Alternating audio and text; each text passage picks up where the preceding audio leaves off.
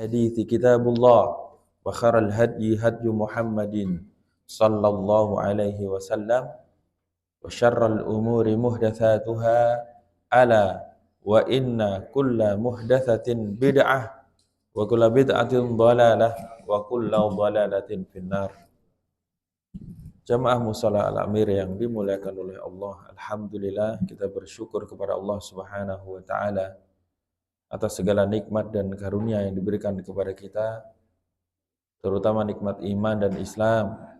Lebih dari itu, nikmat berada di atas manhaj yang benar, akidah Ahlus Sunnah wal Jamaah. Semoga dengan nikmat-nikmat ini Allah selamatkan kehidupan kita dunia dan di akhirat. Amin. Dan alhamdulillah kita bersyukur pagi ini dimudahkan langkah kaki kita menuju tempat mulia ini. Semoga tiap langkah Allah tambahkan pahala untuk kita. Tiap langkah Allah hapus dosa-dosa kita. Tiap langkah Allah tingkatkan derajat kita. Dan kemudian setelah sholat subuh, semoga sholat subuh kita diterima oleh Allah Subhanahu wa taala. Dilanjutkan duduk sejenak, insyaallah kita akan mengkaji ayat-ayat Allah, mengkaji hadis-hadis Rasulnya. Kita mohon kepada Allah, semoga Allah berkenan memberikan ilmu yang bermanfaat untuk kita semuanya. Allahumma inna nas'aluka ilman nafi'a wa rizqan thayyiba wa amalan mutaqabbala.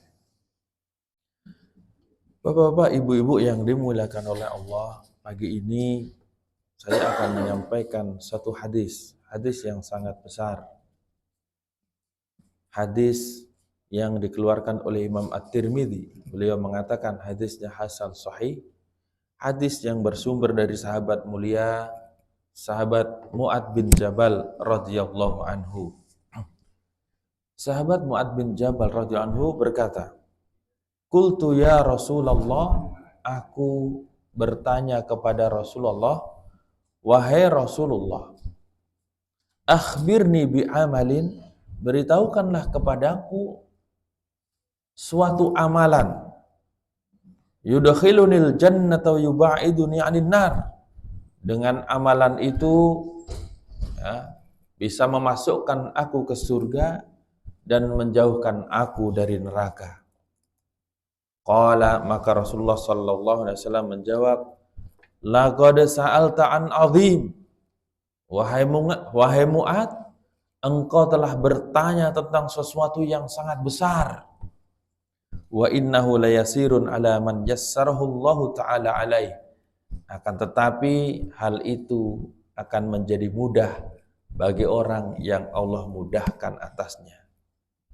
Kemudian beliau menjawab, ta'budullaha la tusyriku bihi syai'a. Engkau beribadah kepada Allah, menyembah Allah, tidak berbuat syirik, tidak mensekutukan Allah dengan sesuatu apapun.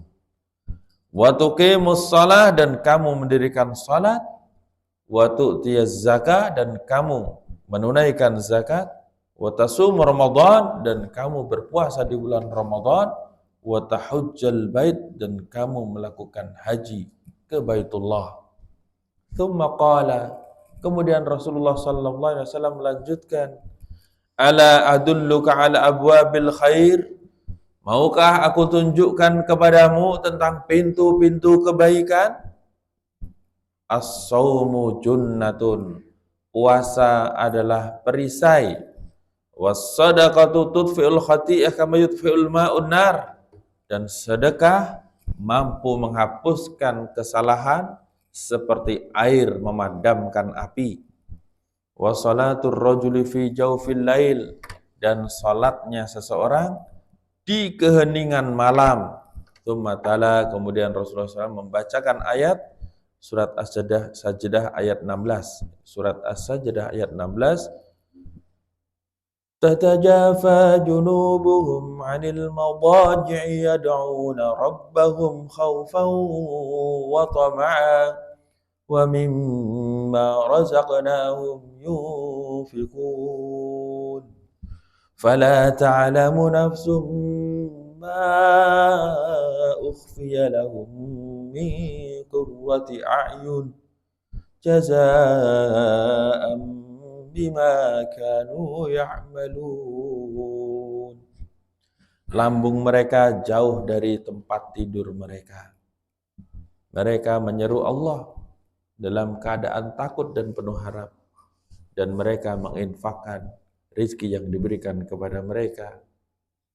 Maka mereka tidak tahu apa yang Allah sembunyikan untuk mereka dari sesuatu yang sangat menyenangkan pandangan mata sebagai balasan atas apa yang mereka kerjakan.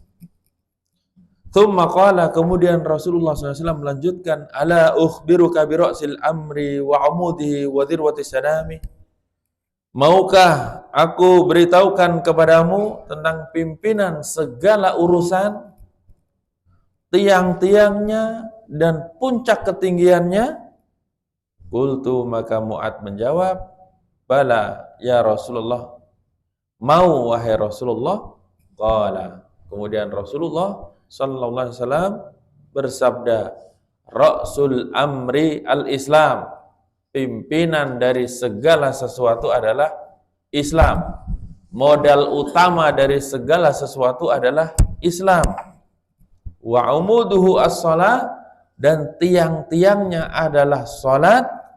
Wa dhirwatus sanamihi al-jihad, dan puncak ketinggiannya adalah jihad. Tsumma qala, kemudian Rasulullah SAW bersabda, ala ukhbiruka bimalaki dzalika kulli. Maukah aku beritahukan kepadamu bagaimana cara untuk mendapatkan itu semua? Kunci untuk mendapatkan itu semua. Maka Mu'ad radhiyallahu anhu menjawab, mau wahai Rasulullah. Beliau kemudian memegang lisannya, fa akhadha bilisanihi wa qala. Rasulullah SAW memegang lisannya, lalu beliau bersabda, kuffa alaika hadza, jagalah olehmu ini, peliharalah olehmu ini, sambil memegang lisannya.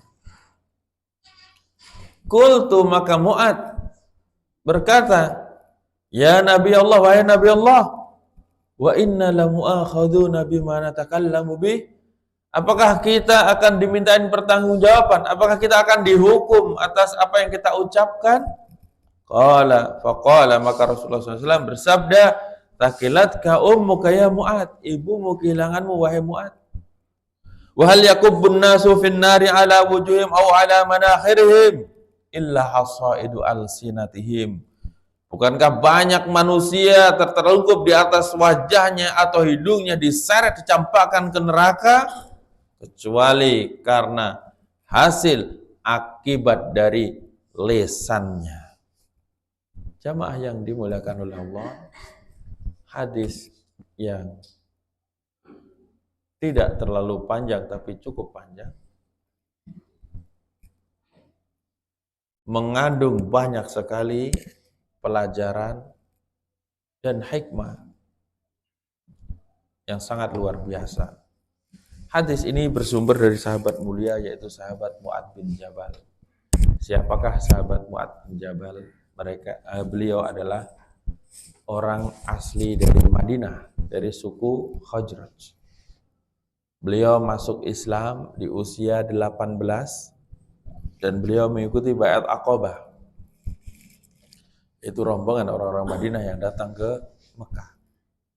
Kemudian beliau setelah itu selalu rajin untuk mempelajari, mengkaji, mendengarkan Islam dari Rasulullah Sallallahu Alaihi Wasallam. Dan setelah itu semua peperangan yang diadakan di zaman Rasulullah, beliau selalu ikut. Dan ternyata akhirnya sahabat Mu'ad menjadi sahabat yang sangat mulia, ilmunya sangat tinggi. Beliau menjadi ulamanya para sahabat, ahli Al-Qur'annya para sahabat, dan bahkan Rasulullah SAW yang mengatakan, umatku yang paling tahu halal dan haram adalah Mu'ad. Masya Allah. Beliau pernah diutus ke negeri Yaman untuk berdakwah sebagai dai dan mubalik. Sampai sekarang ini di tengah kota Yaman, di daerah Babul Yaman, ada masjid peninggalannya sahabat Mu'adz. Saya sudah pernah ke situ. Ketika saya mau sholat, ternyata adzannya bunyinya hayya ala khairil amal. Nah, saya langsung keluar lagi. Karena itu tandanya orang Syiah. Dikuasai oleh orang Syiah. Karena di Yaman banyak sekali sekarang ini Syiah. Termasuk yang menguasai Syiah Houthi itu, ya, kita sebagai ahlus sunnah diperangi oleh mereka. Nah, sahabat Mu'adz, sahabat yang sangat mulia, ya, banyak sekali hadis kita dapatkan dari beliau. Beliau saking cintanya sama Rasulullah, meskipun mengimamin kaumnya, beliau sholat dulu bersama Rasulullah. Setelah itu pulang ke tempat kaumnya baru imamin. Ya, sholat isya bareng Rasulullah, terus pulang ke tempat kaumnya ngimamin. Makanya boleh di sini orang yang sholat sunnah ngimamin dengan sholat jamaah, orang sholat jamaah ngimamin orang sholat sunnah. Banyak bisa kita ambil pelajaran dari sahabat Mu'adz ini. Nah, kemudian karena saking semangatnya sahabat Mu'adz ingin mendapat ilmu dan kebaikan dari Rasulullah sallallahu alaihi wasallam, maka beliau menanyakan hal-hal yang sangat besar. Hadis ini hadis yang sangat besar sekali kandungannya, dan dia pilar-pilar agama Islam yang sangat kuat, ya. Karena mencakup amal-amal soleh yang banyak yang bisa menyebabkan seseorang masuk surga dan bisa menyebabkan seseorang terhindar dari neraka. Apalagi yang lebih hebat dari itu? Karena orang pasti kalau ditanya semuanya pengen masuk surga dan tidak mau masuk neraka. Cuma tidak banyak yang mau menempuh jalannya. Betul tidak? Hanya mau saja, tapi tidak mau melakukan. Banyak orang sekarang ini mengaku cinta kepada Allah, tapi tidak mau membuktikan. Berarti cintanya apa?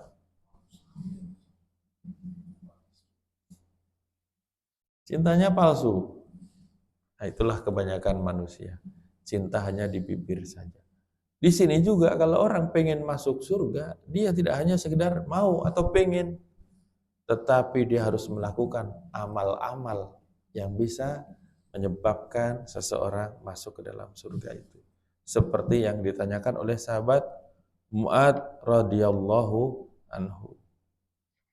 Kalau di sini amal-amal bisa memasukkan ke surga, padahal Rasulullah pernah bersabda, seseorang tidak akan masuk surga dengan amalnya, tetapi masuk surga dengan kasih sayang Allah. Betul. Akan tetapi bagaimana kita mendapatkan kasih sayang Allah? Salah satunya kita harus rajin beramal, mendekatkan diri kepada Allah. Karena semuanya sudah ditetapkan oleh Allah Subhanahu wa ta'ala. Kita berharap dengan amal soleh yang kita lakukan, Allah kemudian mengasihi kita, Allah merahmati kita, sehingga dengan hal itu kita dimasukkan ke dalam surga. Apa yang ditanyakan Mu'adz? Ya Rasulullah, wahai Rasulullah, akhbirni bi amalin, beritahukan kepadaku tentang suatu amal, yudkhiluni al jannah, dengan hal itu aku bisa masuk surga, wa yubaiduni anin nar, dan amal-amal itu bisa menjauhkan aku dari neraka. Masya Allah. Para sahabat Nabi, mereka hidup di zaman Nabi, berpeluang untuk bertanya langsung kepada Nabi, tapi mereka itu orang-orang yang cerdas, orang-orang yang pintar. Yang ditanyakan adalah hal-hal yang terkait dengan keselamatan dan kebahagiaan di akhirat. Tidak hanya melulu meminta atau bertanya hal-hal yang terkait dengan duniawi.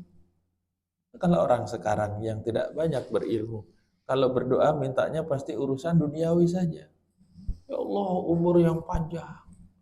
Ya Allah, rezeki yang banyak. Dikira kalau umur panjang itu enak, capek.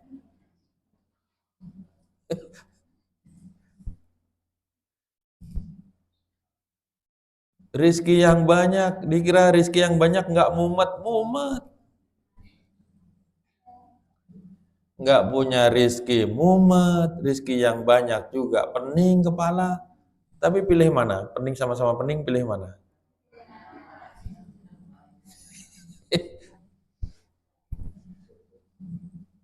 Para sahabat yang ditanya hal-hal yang terkait dengan kebaikan di akhirat. Amal yang bisa memasukkan ke surga, menjauhkan dari neraka. Sampai-sampai Rasulullah bilang, laqad sa'alta an adzim. Kamu bertanya hal yang besar. Berat. Ya iya.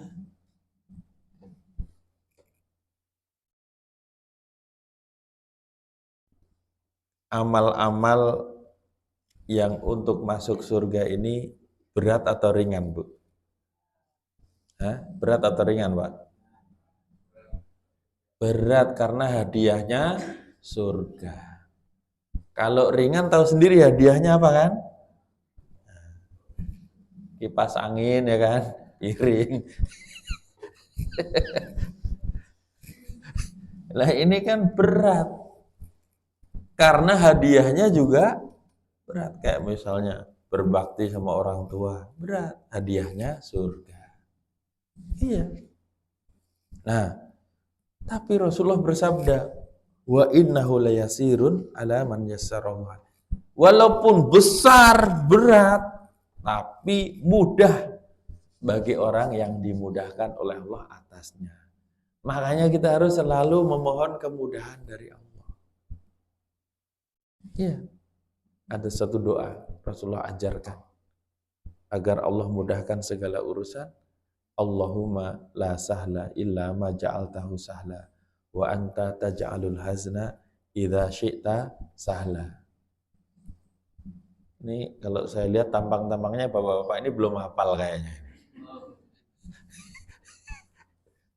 Allahumma ya Allah la sahla, tidak ada kemudahan illa ma ja'altahu sahla, kecuali sesuatu yang engkau jadikan mudah. Wa anta taj'alul hazna idza syi'ta sahla, dan engkau membuat kesusahan menjadi mudah jika engkau kehendaki. Minta supaya Allah mudahkan kita jalan menuju surga. Yang berat tadi insya Allah jadi ringan karena Allah akan mudahkan. Allah Pak yang mengatur semuanya. Maka kita minta sama Allah. Nah, setelah itu Rasulullah jawab, apa itu amal-amal itu? Yang pertama dan paling utama, ta'budullaha la tusyriku bihi syai'a. Kamu beribadah, kamu menyembah Allah, jangan mensekutukan dengan sesuatu apapun. Jangan syirik. Yang pertama dan paling utama adalah tauhid. Orang kalau mau masuk surga harus tauhid, harus benar imannya. Benar-benar dia beribadah menyembah Allah jauh dari segala macam bentuk kesyirikan. Bagaimana kuncinya supaya kita bisa ibadah benar-benar murni kepada Allah dan jauh dari syirik? Bapak, Ibu perlu tahu bahwa setelah saya amati dari seluruh penjuru dunia yang sudah pernah saya injakkan kaki saya di situ, yang ada kaum musliminnya, terjadinya kesyirikan di mana-mana itu sebab utamanya adalah kebodohan. Bodoh, jahil, tidak tahu mana tauhid, mana syirik. Akhirnya karena bodoh, banyak kaum muslimin yang dia itu mengaku muslim tapi juga masih musyrik. Makanya harus menuntut ilmu. Ini kenapa orang-orang yang sholat subuh dan kajian cuma berapa gelintir ini? Hah? Kenapa kok bisa begitu? Hah?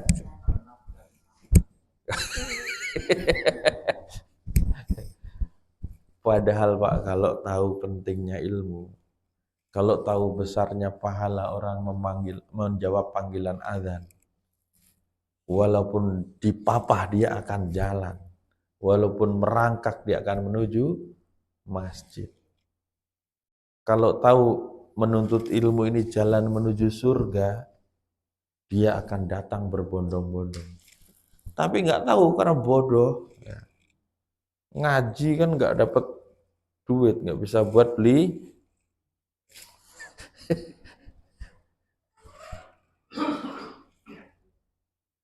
Nah, jadi kita itu harus menuntut ilmu supaya tahu mana tauhid, mana syirik, mana sunnah, mana bid'ah. Di Indonesia ada Pak, orang Islam. Sholatnya rajin, ia puasa, ia bayar zakat, ia mungkin sudah pergi haji, tapi dia masih melakukan syirik. Orangnya sakit, berobat ke rumah sakit, kemana-mana nggak sembuh, sampai ke luar negeri nggak sembuh. Akhirnya berobatnya ke kuburan. Tutup aja rumah sakit itu semua, ya kan? Kuburan Bu, di itu Jakarta Utara itu, di Priuk. Mbah Priuk, Mbah Wajan, Mbah Panci. Iya, pada berobat ke kuburan, kuburan wali. Bu, yang tahu siapa orang itu wali atau bukan, siapa Bu yang paling tahu? Ada yang jawab katanya kepala sekolah.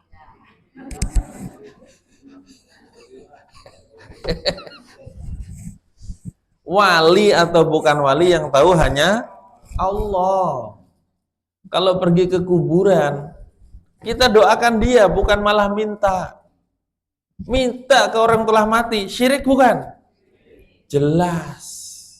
Dan ini dilakukan sama orang-orang yang mengaku sebagai Muslim, dipimpin tokoh agama. Ada lagi yang melakukan larung sesaji misalnya. Ada tidak?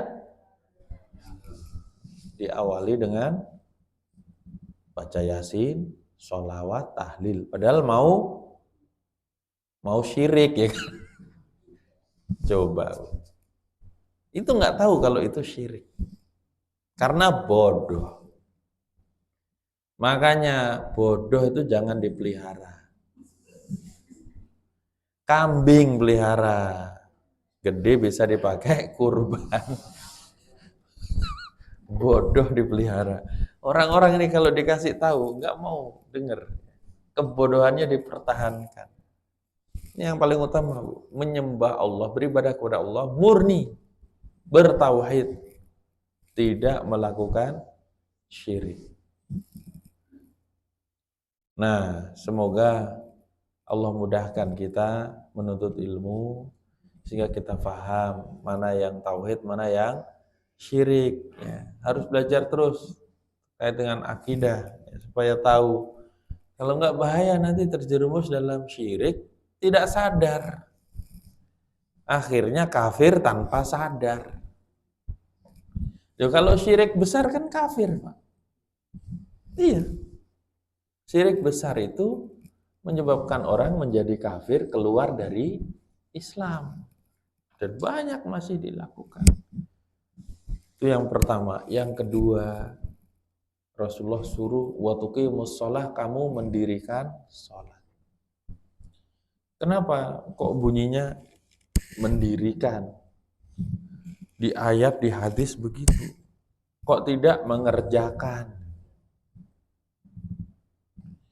Karena orang sholat itu Pak harus ditegakkan, harus hadir jiwa dan raganya, ruh dan jasadnya.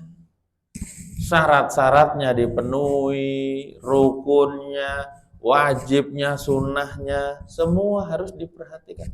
Bahkan kekhusyuannya. Itu namanya menegakkan sholat. Orang kalau sudah sampai tahap itu, sholat menjadi nikmat. Ini orang-orang kalau sholat sudah merasa nikmat atau masih menjadi beban ini? sekedar melaksanakan menggugurkan kewajiban saja.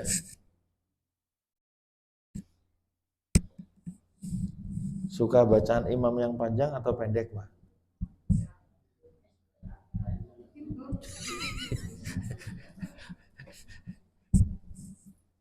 Kalau imam lagi ngimamin disuruh pendek aja, jangan panjang-panjang. Cuman pendeknya di zaman Nabi barangkali panjang di mata kita. Mendirikan sholat, tolong diperhatikan banget sholat ini. Dari waktunya, dari gerakannya, dari bacaannya, kekhusyuannya. Yang belum pernah belajar fikih sholat, harus belajar fikih sholat, sifat sholat Nabi. Itu yang paling utama. Jangan sholat hanya gerakan dari dulu ikut-ikutan aja. Apalagi panduannya nggak jelas. Zaman dulu warna ungu, tuntutan sholat lengkap. Padahal nggak lengkap.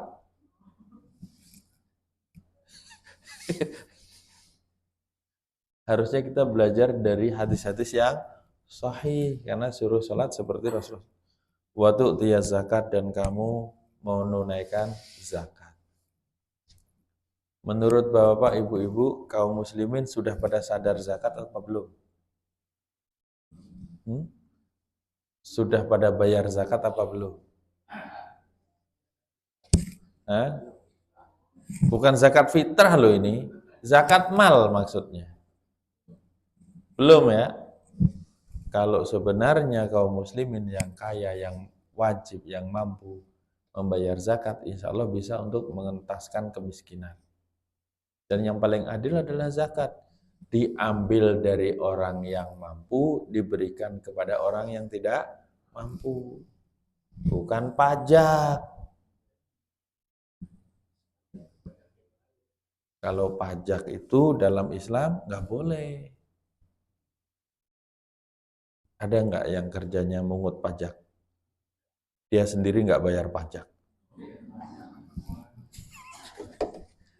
Pajak nggak boleh Pak dalam Islam Pak. Pemungut pajak itu kata Rasulullah dalam hadis riwayat Al-Hakim, la yadkhulul jannata sahiba maks. Orang yang memungut pajak tidak masuk surga.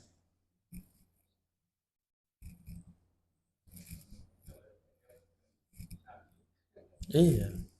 Kalau zakat cuma 2,5%. Dan itu dari orang yang mampu. Kalau pajak semua orang. Dipajekin berapa Pak pajak?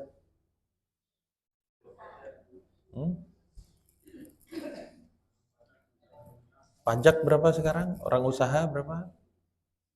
Kayak restoran gitu. PPN berapa? Aduh, parah. Ternyata tidak dikembalikan untuk negara. Hanya nah, kalau Bapak dimintain usul koruptor enaknya diapain, Pak? Hah? Ya sekedar usul silahkan ya kan. Usul doang. Zakat. Kita harus membayar zakat bukan hanya zakat fitrah tapi zakat mal. Yang nanam padi ada zakatnya. Yang nanam kedelai, kacang hijau ada zakatnya. Ya, semuanya ada zakatnya. Yang nambang pasir ada zakatnya. Wa tasumu Ramadan, dan kamu lakukan puasa di bulan Ramadan, wa tahujjal bait, dan kamu melakukan haji. Khusus haji bagi yang mampu. Karena orang Indonesia jauh. Siapa suruh tinggal di Indonesia? Kalau di Mekah sana kan gampang ya. Di Mekah biayanya dikit. Nah, di sini karena kaum muslimin itu dari seluruh penjuru dunia, makanya ada man istata'a ilaihi sabila. Siapa yang mampu mengadakan perjalanan ke sana. Mahal, apalagi dipermainkan oleh sebagian orang. Haji furoda. Berapa haji furoda? Padahal aslinya visa haji furoda itu gratis aslinya. Terus dijual belikan. Nah, ada ustadz yang mengatakan karena susahnya mau berangkat haji, maka haji tidak wajib lagi. Kalau saya nggak sependapat, tetap wajib, kita tetap berusaha. Setelah menjawab yang pertama ini hal-hal yang besar, ternyata ini rukun Islam. Menyembah Allah tidak menentukan itu syahadat. Syahadat, sholat, zakat, puasa, haji. Kalau orang melakukan rukun Islam ini dengan sebaik-baiknya, insya Allah dia sudah bisa dijamin masuk surga. Tapi kan nggak banyak orang yang benar dalam melaksanakan rukun Islam. Bahkan yang pertama syahadatnya banyak dilanggar. Banyak yang batal, gugur. Pembatal-pembatal syahadat dilakukan. Sehingga dia sebenarnya tidak dianggap Islamnya. Kaum muslimin yang sholat sama yang nggak sholat banyakan mana?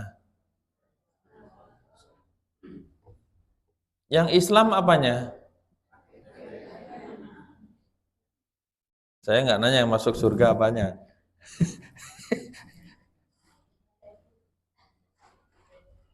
Zakat juga belum pada sadar zakat. Puasa juga belum pada sempurna. Apalagi haji. Nah, setelah itu Rasulullah melanjutkan. Ala adulluka ala abwabil khair, maukah aku tunjukkan kepadamu pintu-pintu kebaikan? Masya Allah. Karena tahu semangatnya Mu'ad tadi untuk masuk surga, Rasulullah tambahin, mau nggak aku kasih tahu pintu-pintu kebaikan? Maka Rasulullah bersabda, yang pertama adalah as-saumu junnatun. Puasa adalah perisai. Puasa di sini bukan puasa yang tadi Ramadan, tetapi puasa sunnah. Apalagi waktu itu bulan puasa masih belum sempurna. Siapa yang bulan puasa waktu itu matanya belum dijaga, mulutnya belum dijaga, telinganya belum dijaga. Inisial Pak, inisial Pak. Siapa yang kayak gitu orangnya? Nah, berarti harus tambah puasa sunnah. Puasa itu secara umum puasa adalah junnah. Junnah itu perisai. Kalau baca harus benar. Jim, nun, ta. Kalau jannatun artinya surga. Kalau junnatun artinya perisai. Kalau jinnatun artinya jin. Makanya harus tahsin, bacanya harus benar, jangan salah arti nanti. Junnatun artinya perisai. Kenapa kok puasa menjadi perisai? Karena orang kalau puasa Pak harus jaga mulutnya, jaga matanya, jaga telinganya, jaga hati dan pikirannya, jaga tangan dan kakinya. Karena dia jaga, dia terlindungi dari api neraka. Orang kalau puasa diajak ribut aja bilangnya gimana? Ini shaim, aku sedang puasa. Kalau ngajak ribut nanti habis maghrib. Jangan, jangan juga. Ini shaim, aku puasa supaya menjaga, mengekang hawa nafsunya. Nih, di ibu nanti bapak rajin puasa ya. Ini pada rajin nggak nih orang-orang nih puasa? Puasa sunnah maksudnya? Ayo kita buka bersama. Senin Kamis. Puasa sunnah. Terus Rasulullah melanjutkan, was-sadaqatu tudfi'ul khati'ah kama yudfi'ul ma'un nar. Sedekah itu bisa menghapuskan dosa dan kesalahan seperti air memadamkan api. Ini juga bisa jadi perisai dari neraka. Inilah salah satu pintu kebaikan, kita disuruh banyak bersedekah. Kalau tadi kan puasa sunnah, terus ini sedekah. Sedekah yang menghindarkan seseorang dari mara bahaya, malapetaka, dari kemurkaan Allah. Oh, banyak sekali. Kalau secara contoh, saya sudah mengalami manfaat dari sedekah ini. Sedekah ini sesuai kemampuannya. Masalah banyak dan sedikitnya sesuai kemampuannya. Yang paling ringan dari sedekah apa? Itu kotak infak disenyumin tambah nggak isinya?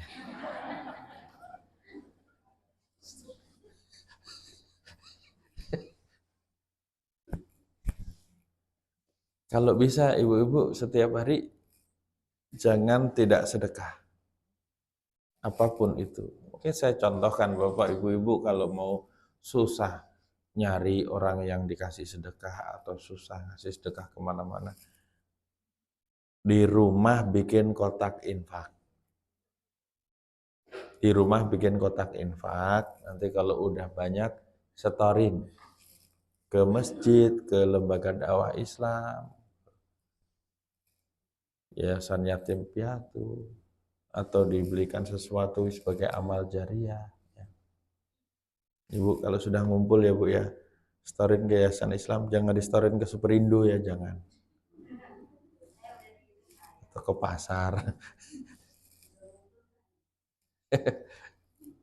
Caranya begitu, anak-anak juga bisa disuruh tiap hari sedekah, walaupun enggak jumlahnya itu sesuai kemampuan. Sedekah terus. Nanti Allah akan ridho. Karena ini pintu kebaikan. Murka Allah akan padam. Kesalahan dosa akan dihapus. Seperti air memadamkan api. Allah berfirman, innal hasanat yudhibnas sayyiat. Sesungguhnya kebaikan-kebaikan itu akan menghapuskan kesalahan-kesalahan. Surat Hud ayat 114.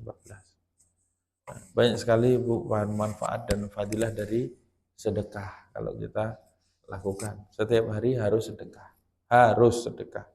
Ya, jangan sampai tidak sedekah. Kalau orang beriman itu boleh pelit tidak? Enggak boleh. Ada punya teman yang pelit enggak, Bu? Anggota pengajian ada yang pelit enggak? Boleh inisialnya, boleh. Enggak boleh pelit. Kalau orang beriman itu enggak boleh pelit. Enggak boleh. Harus rajin sedekah. Yang ketiga, wa sholatur rajul fi jawfil lail. Dan sholatnya seseorang di keheningan malam, di tengah malam atau di ujung malam, maksudnya adalah sholat tahajud, qiyamul lail. Disitulah waktu yang paling bagus. Sepertiga malam terakhir. Doa mana yang paling didengar oleh Allah? Doa di ujung malam. Maksudnya seseorang harus rajin sholat tahajud, dia juga bisa menghapuskan kesalahan.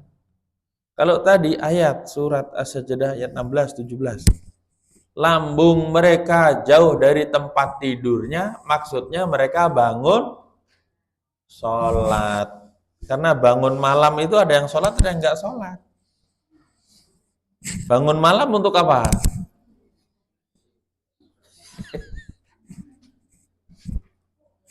Yang saya heran ada orang Islam, kalau mau nonton bola bisa bangun malam.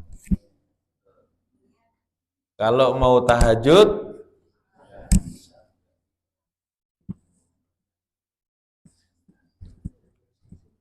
berangkat kerja jam 3 bangun. Tahajud. Jangankan tahajud. Bu, kalau orang sholat subuh jam 7 itu namanya apa, Bu? Itu sholat duha apa sholat subuh? Ada orang kayak gitu, no. Ini kita kalau bisa, Pak. Terutama ini yang sudah pensiun ini, saya lihat nih udah. Kalau bisa tahajudnya jangan tinggalkan lagi, Pak. Beneran, Pak. Antum boleh sibuk, tapi dari semua kesibukan itu, tahajud yang lebih utama. Jangan sampai siangnya sibuk, malamnya nggak bangun.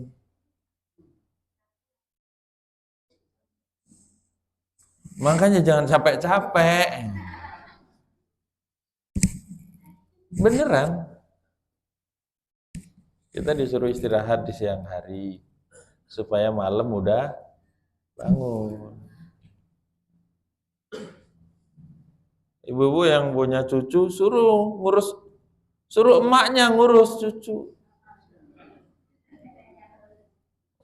Ngaji absen lulu, dititipin cucu Pak Ustadz. Iya kan cucu punya emaknya.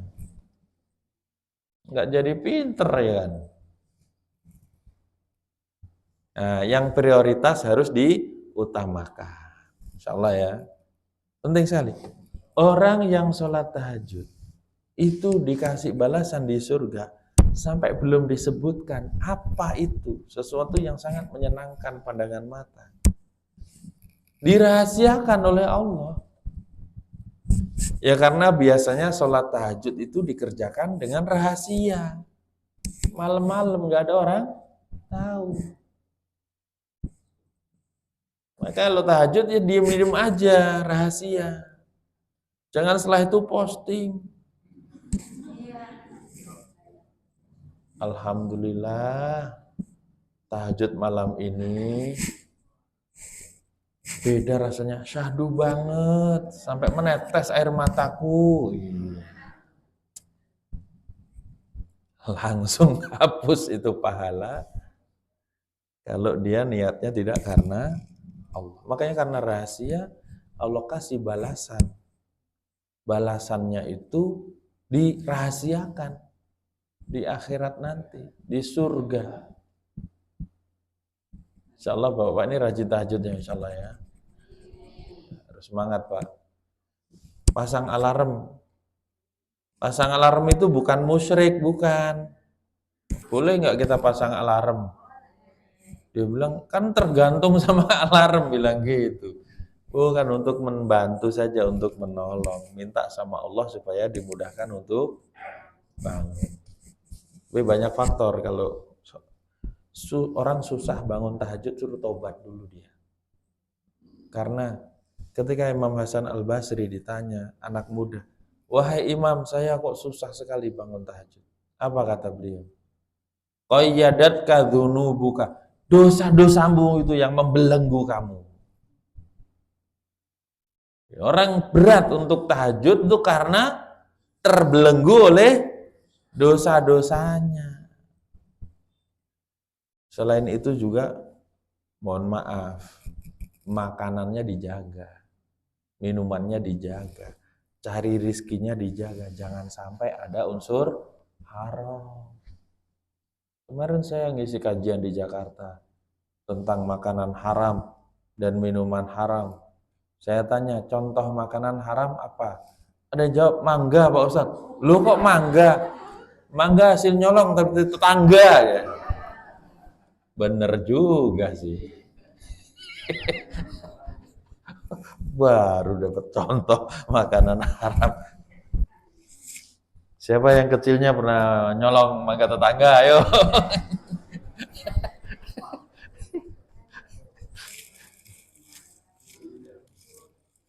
Orang kalau makanannya haram, rezeki dari haram, susah bangun. Bangun malam susah. Kadang-kadang kalau bangun malam ya niatnya bukan karena Allah. Karena semua itu istidraj. Banyak faktornya. Semoga Allah mudahkan kita rajin bangun malam ya. Dari sekarang ibu-ibu ini jangan tinggalkan lagi. Ini saya lihat orang-orang sebenarnya udah nggak haid lagi nih kan. Jadi bablas terus, nggak libur ya kan. Bapak-bapak harus terus tiap malam, Pak. Jangan, walaupun dikit, misalnya bisa sanggup witir aja atau 5 rakaat, jangan pernah tinggalkan tahajud. Beneran. Ini pintu-pintu kebaikan. Kalau Rasulullah yang bersabda, kita harus yakin. Beneran antum lakukan. Oh, bener Pak, pintu-pintu kebaikan dibuka sama Allah. Bener. Buktikan kalau nggak percaya. Ya, iya. Kemudian Rasulullah SAW melanjutkan, mau nggak aku kasih tahu pimpinan dari semua urusan, modal utama dari semua urusan, yaitu apa? Islam. Kita itu kalau nggak paham Islam, kacau hidup kita, betul tidak? Bahkan kalau nggak masuk Islam, nggak diterima amal. Saya tanya, ada nggak orang kafir yang berbuat baik? Ada, Bu, yang menghina orang Islam itu akhirnya. Bukan menghina, maksudnya menampar orang kafir di Idul Adha kurban sapi gede.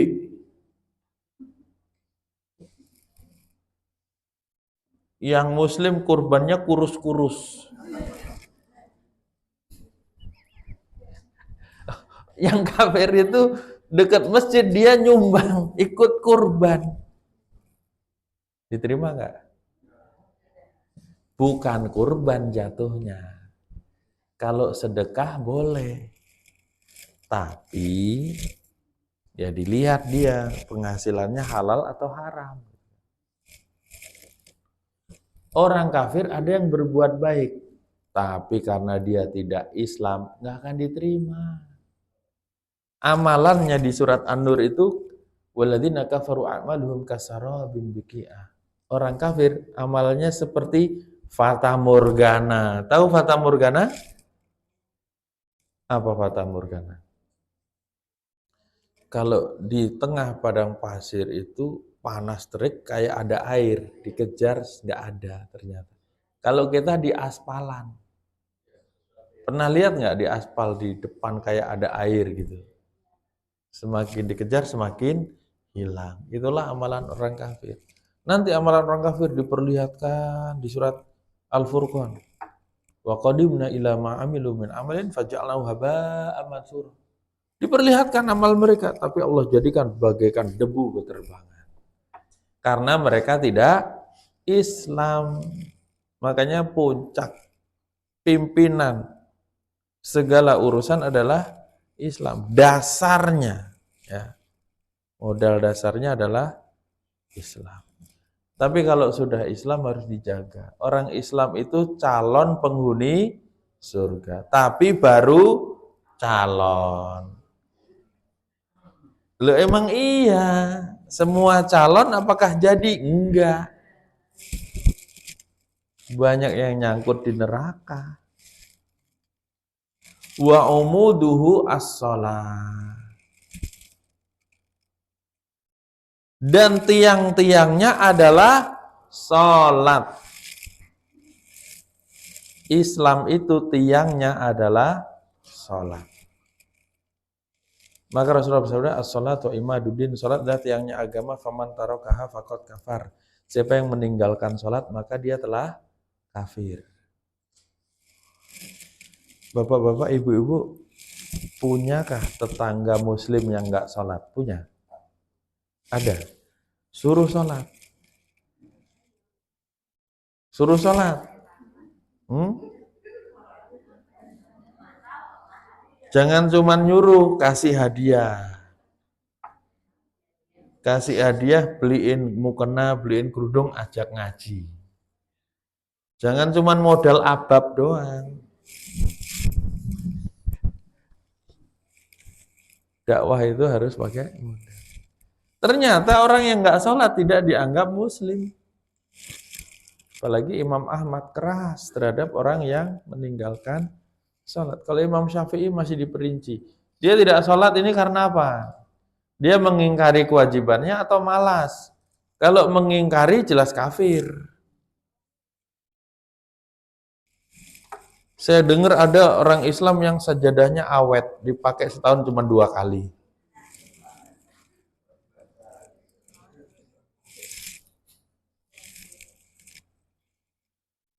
Ada juga laki-laki yang sholatnya hanya Jumat aja.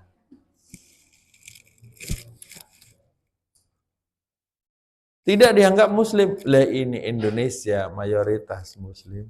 Ternyata tidak semuanya sholat. Benar, Bu. Banyak orang yang udah tua baru bilang, saya tobat, saya baru hijrah. Dulu sholat saya tidak beres. Kayak kemarin waktu saya jenguk orang sakit, bapaknya teman. Saya jenguk, dia nanya, Pak Ustadz, ya Om, Bismillahirrahmanirrahim artinya apa, Ustadz? Bismillah dengan menyebut nama Allah, Ar-Rahman yang maha pengasih, Ar-Rahim maha penyayang. Dia bilang, Ustadz kalau gitu Allah itu maha pengasih dan penyayang. Iya.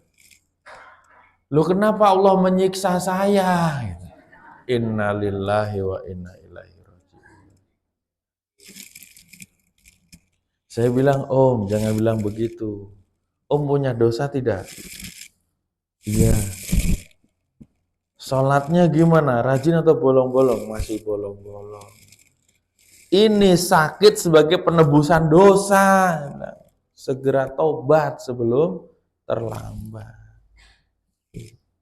Ngaku dia kalau sholatnya sering, padahal udah pensiun. Udah pensiun ngapain lagi ya kan?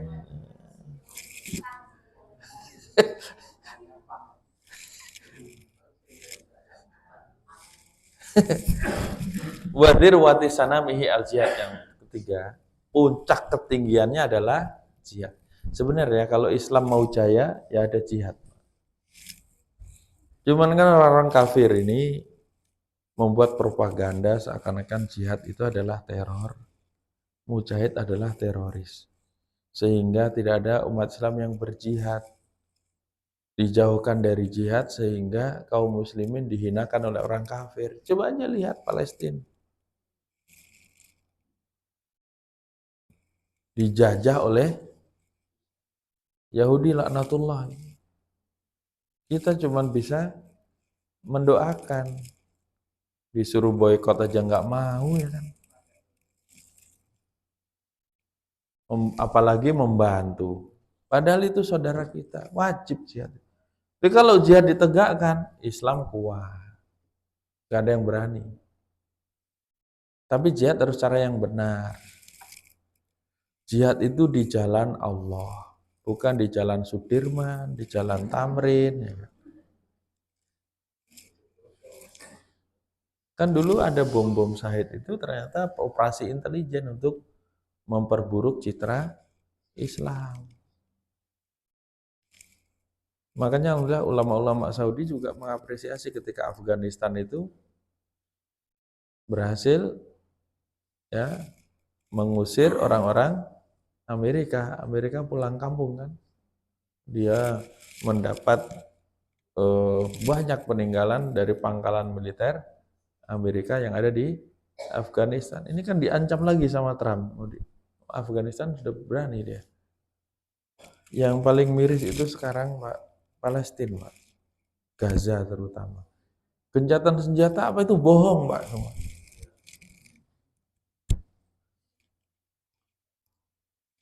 Suriah juga, terus Yaman juga, mana-mana. Karena nggak ada jihad. Tapi harus benar ya jihad tadi, jangan ikut-ikutan pemikiran Khawarij. Tapi kalau kita terus jihad, para sahabat itu semuanya mujahid, nggak ada yang nggak mujahid. Semuanya jihad. Melipir sekali jihad tanpa alasan aja dihukum sama Rasulullah, namanya Ka'ab bin Malik. Orang-orang ini kalau diajak jihad mau nggak nih kira-kira? Harus latihan, harus semangat. Karena jihad itu adalah puncak ketinggian Islam. Terakhir, Rasulullah SAW bersabda, maukah aku beritahu kepada kamu kunci untuk mendapatkan itu semua? Sahabat mau? Rasulullah mengambil lisannya, terus mengatakan, "Kuffa alaika hadza, jagalah olehmu ini." Kalau mau mendapat semua itu, mau selamat. Mu'ad nanya, "Wahai Rasulullah, apakah kita nanti mau dihukum atau dimintain pertanggungjawaban atas ucapan kita?" Rasulullah bersabda, "Ibumu kehilanganmu." Itu ungkapan orang Arab spontan gitu, untuk mengingkari sesuatu. Rasulullah baru bersabda, "Bukankah banyak manusia yang tertelungkup di atas wajahnya atau di atas hidungnya, diseret dimasukkan ke neraka, kecuali karena hasil dari lisannya." Ketika Rasulullah ditanya tentang apa yang paling banyak menyebabkan manusia masuk neraka, beliau bersabda apa? Mulut dan kemaluan. Bahayanya mulut. Mulut kalau dipakai untuk kebaikan, melahirkan kebaikan. Mulut, lisan kalau dipakai untuk keburukan, menghasilkan keburukan. Jadi mulut, lisan ini, lidah, bisa menjadi bagian terbaik dari tubuh manusia, bisa juga menjadi bagian terburuk dari tubuh manusia. Makanya kalau bisa lisan itu selalu basah dengan zikir kepada Allah, selalu mengucapkan. Ibu-ibu punya ayakan nggak Bu di rumah Bu? Punya? Tolong kalau mau ngomong diayak dulu ya.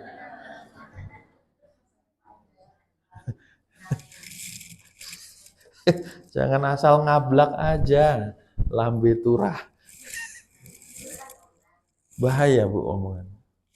Jadi amal-amal tadi menyebabkan masuk surga. Terus diantara yang menghindarkan diri dari neraka, menjaga lisan. Tutur kata harus baik, harus santun, harus penuh manfaat, harus penuh zikir. Hati-hati kata-kata yang menyakiti orang. Hati-hati kata-kata yang mengandung syirik. Satu kata bisa menyebabkan seorang dicampakkan ke neraka 70 tahun. Innar rajula la yatakallamu bi kalimatin la yadri ma yaqul yahwi biha fin nari sab'ina kharifan. Seorang laki-laki mengucapkan suatu perkataan yang dia tidak terlalu sadari, dengan satu perkataan itu dia dicampakkan ke neraka 70 tahun.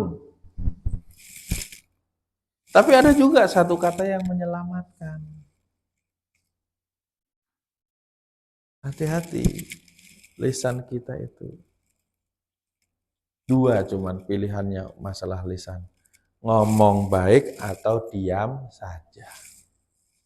Kalau bisa ngomong baik, ngomong baik. Kalau nggak bisa ngomong baik ya diam. Kalau nggak bisa diam ya ngomong baik. Kalau nggak bisa ngomong baik ya diam, malah tidur.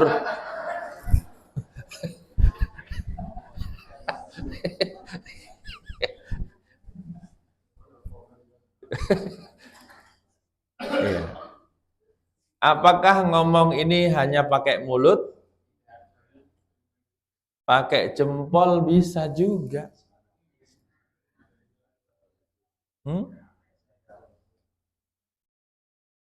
Banyak Pak orang yang menyesal akibat ucapannya. Jangankan di akhirat, di dunia aja banyak yang nyesal. Rasulullah bersabda, "Wala tukallim." Kalau jangan kamu ucapkan sesuatu ta'tadiru minhu ghadan. Besoknya kamu minta maaf. Hati-hati.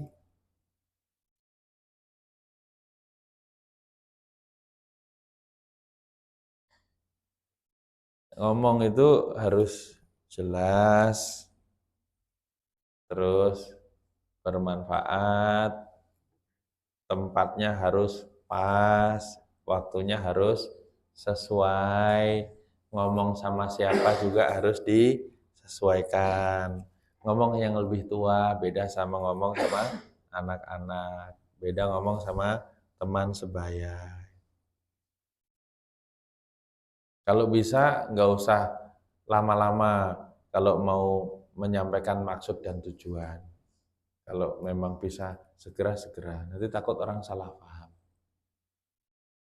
Seorang laki-laki suami, setelah ikut pelatihan, ikut pengajian, terus dia pulang ngomong sama istrinya. Ternyata selama ini aku baru sadar. Kalau wanita yang paling aku cintai bukanlah dirimu. Itu istrinya lagi di dapur, langsung ambil panci dikeplak kepalanya, langsung pingsan. Padahal dia mau ngomong, wanita itu adalah ibuku gitu. Belum sampai ngomong ibuku udah kena pedal dulu kepalanya.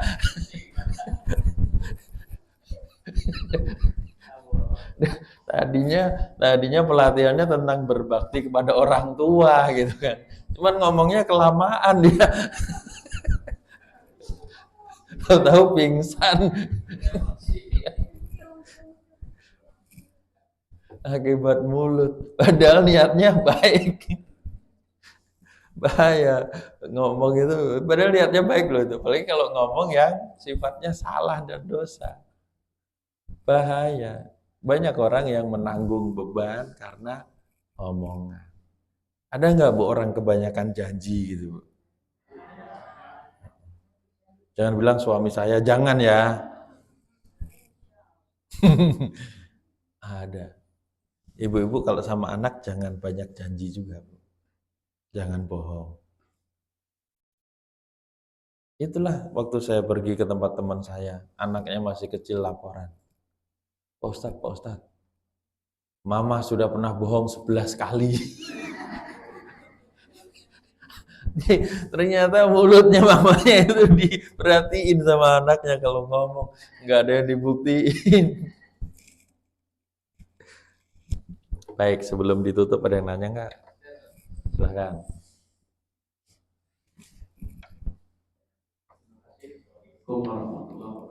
Waalaikumsalam. Pertanyaan saya yang pertama yang terakhir mengenai penjagaan kita.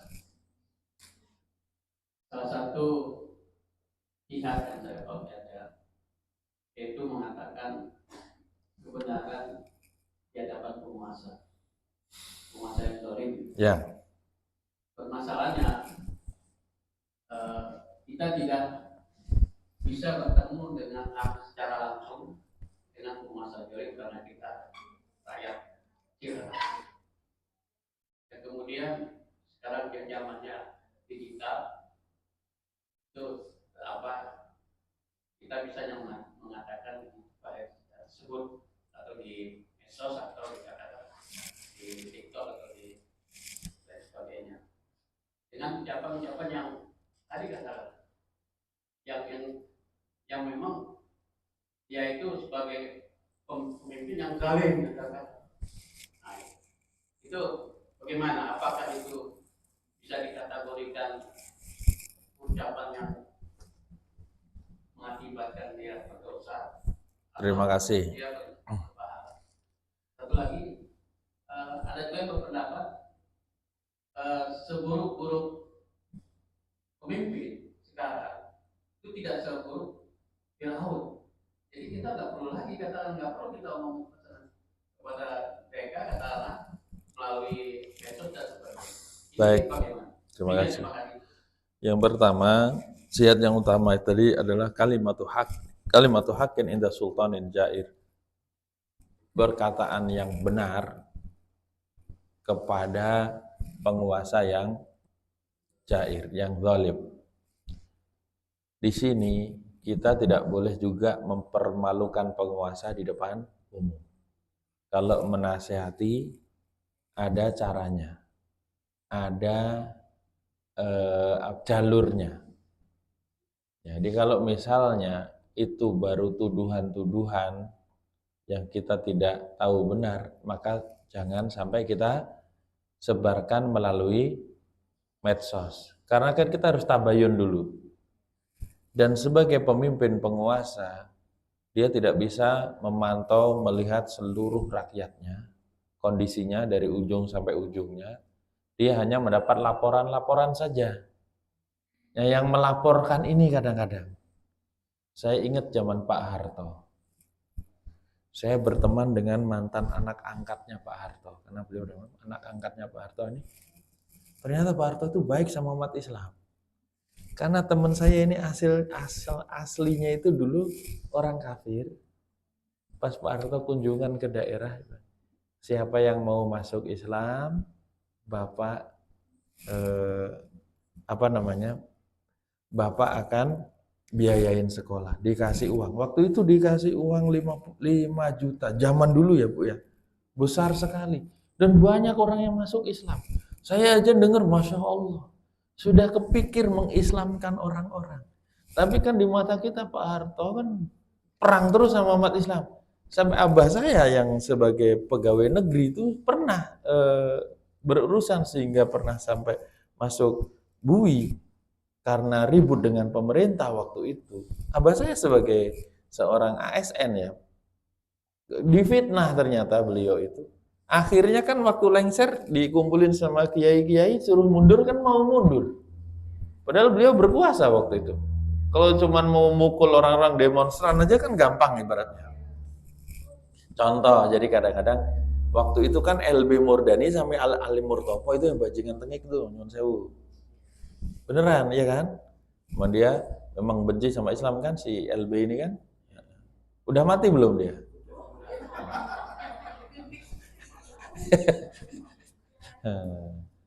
Nah kadang-kadang begitu, makanya kalau ada penguasa yang kita tidak tahu, kecuali kalau dia sudah jelas kebohongannya, bohong aja kerjanya, tetap kita ingatkan dengan jalurnya.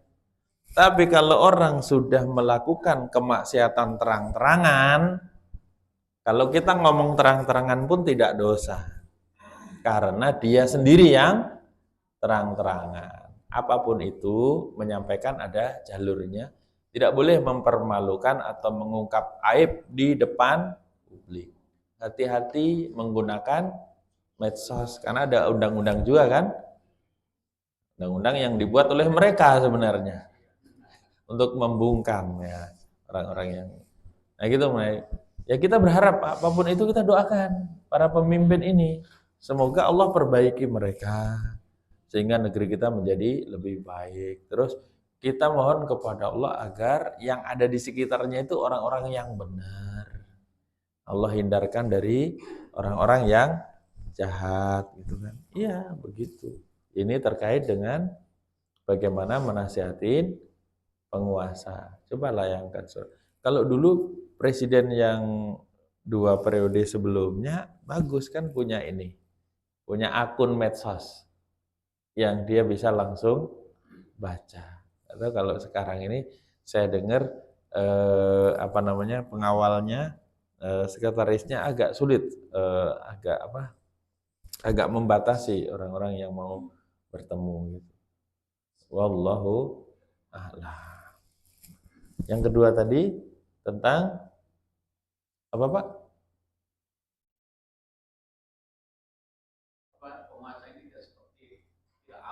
Oh iya. Pak, namanya nasihat itu pilar agama. Ad-dinu nasihah. Agama adalah nasihat. Untuk siapa? Untuk Allah, ya, untuk Rasulnya. Ya. Terus kemudian untuk kitabnya. Terus untuk para pemimpin kaum muslimin dan kaum muslimin secara umum. Tetap siapapun tetap butuh nasihat. Abu Bakar saja minta nasihat. Kalau ada sesuatu saya perlu diluruskan, luruskan saya, kata Abu Bakar. Kalau saya benar, tolonglah saya, gitu. Nah kalau nasihat tetap, kadang-kadang semuanya itu butuh masukan. Walaupun orang itu pinter, ahli, tetap aja butuh masukan. Sahabat aja kadang-kadang ngasih masukan kepada Rasulullah Shallallahu Alaihi Wasallam. Jadi jangan bilang, kan dia tidak seburuk Fir'aun. Emang iya, tapi kan dia tetap manusia.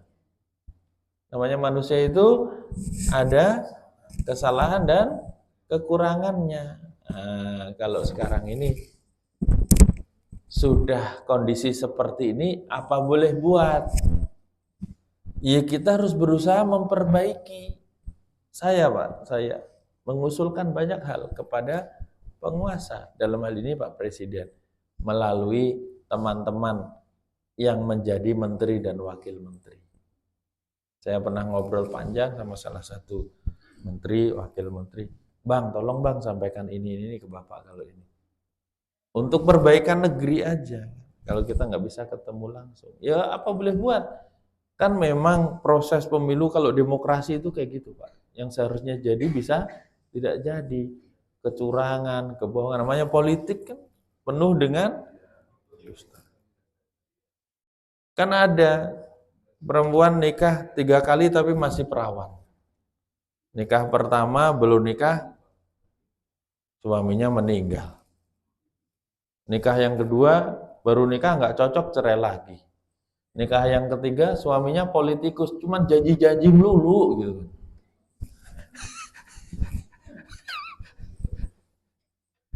Wallahu a'lam. Barakallahu fikum. Sudah waktunya ditutup ya, nanti lain kali insyaallah kita lanjut lagi, kita akhiri dengan kafaratul majlis. Subhanaka Allahumma wa bihamdika asyhadu an la ilaha illa anta astaghfiruka wa atubu ilaik. Mohon maaf kalau ada kurang dan lebihnya. Wassalamualaikum warahmatullahi wabarakatuh.